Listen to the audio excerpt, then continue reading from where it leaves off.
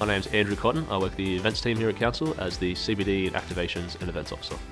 Our role predominantly is to increase foot traffic around the 3 CBDs of Blacktown, Mount Druitt and Riverstone.